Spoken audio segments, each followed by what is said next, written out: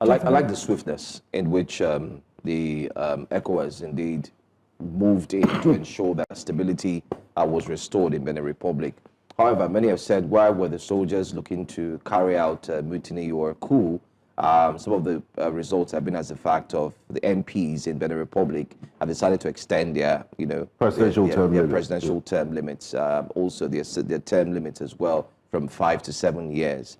And then don't forget too that you also have a serious issue in the north, right there in Benin Republic, where they're equally struggling with insecurity. Looking at the fact that the likes of Mali and other countries within this same geographical area have one way or the other battled with these insurgents, and it's like they're pushing them towards the sides of Benin Republic, and the soldiers feel that nothing is being done. But it's far from just being agitated and trying to take powers into their hands, and that's exactly what we've seen.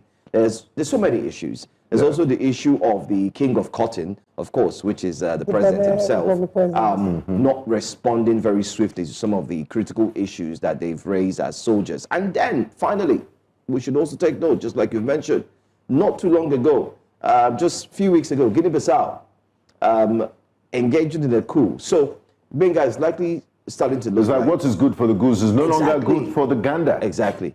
It's starting to Why look the like double standard? The West African countries are tinkering with the idea of possibly going back to military rule, which the African Union and ECOWAS has condemned completely. I mean, for me, it's a double standards. And if ECOWAS has a constitution and protocol that countries should be governed democratically, then why are some allowed to be governed by military men and some others not? Why do we see intervention in some countries and why don't we see in others?